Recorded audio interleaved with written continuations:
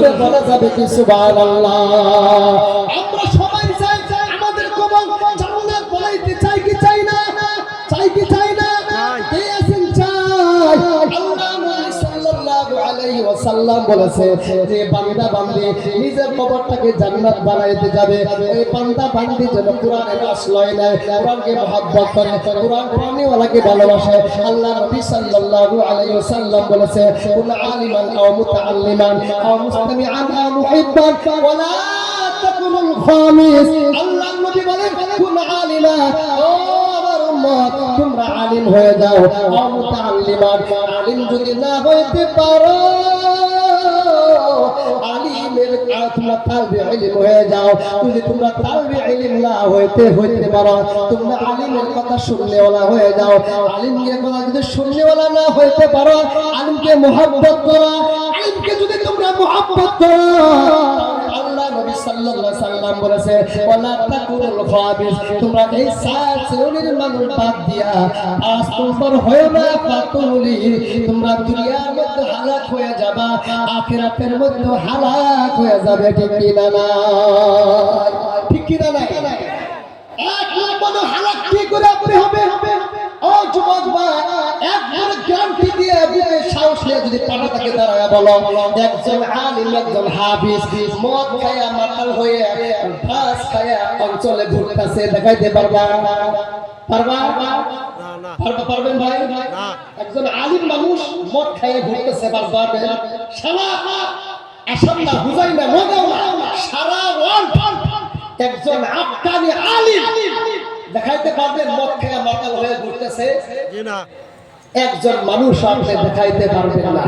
সেই জন্য যে মানুষ একটু যদি কোরআনের পক্ষ হয়ে যায়, যুবক একটু কোরআনের ছায়া তলে আসো, আর তোমরা মদ পান করবে না, জুয়া খেলবে না, আর তোমরা খারাপ কাজের মধ্যে লিপ্ত হবে না। ঠিক কিনা? না ও যুবক, আমি তোমাদের পায়ে হাত রেখে বলি আল্লাহ নবী সাল্লাল্লাহু আলাইহি সাল্লাম বলেছে কিয়ামতের দিবসে সর্বপ্রথম বান্দা বান্দিকে একটা সওয়াল করবে, তোমরা যৌবন কাল তুমি কোন কাজে ব্যয় করেছো, আর তুমি কোথা থেকে কামাই করেছো, আর কোথায় তুমি খরচ করেছো। ঠিক কিনা? না পুরো অবস্থায় হিসাব নিবে না।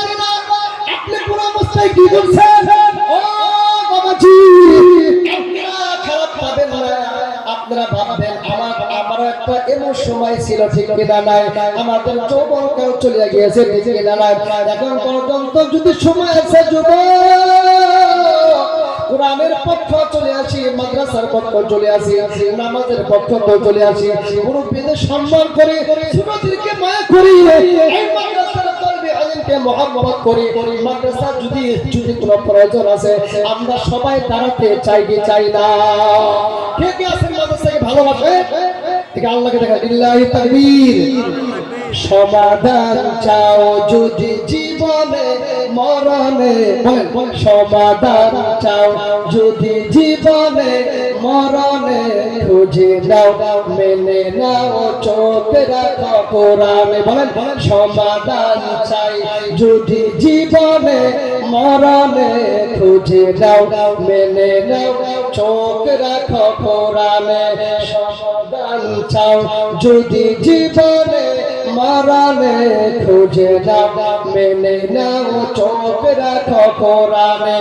এটাই হবে তোমার শান্তির ঠিকানা, এটাই হবে তোমার শান্তির ঠিকানা, যদি আমরা মেনে নেই মনে প্রাণে।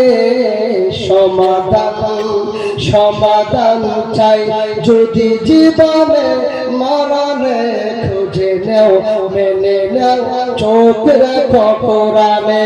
কুরআন হারিয়ে গেলে ঈমান হারিয়ে যাবে, কুরআন হারিয়ে গেলে ঈমান হারিয়ে যাবে, সেই জন্য থাকো কোরআনের পাশে। সমাধান চাও যদি জীবনে মরণে, খুঁজে নাও মেনে নাও চোখ রাখো কোরআনে। ঠিক কিনা? না ও যুবক ভাই, আমার বৃদ্ধ বাবা, জানি না কার কবরের মধ্যে মা শুয়ে আছে, জানি না কার জানে কবরের মধ্যে বাবা শুয়ে আছে।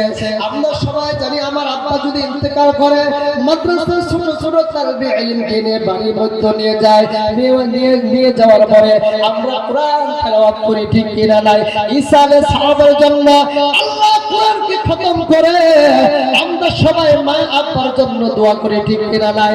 এমন অন্তরের মধ্যে আপনি দেখছেন নাকি আমার আব্বা ইন্তেকাল করেছে, বড় বড় ডাক্তারকে ডেকে আমরা সেখানে বসাইয়া কিছু আলোচনা করাইছি? না না না,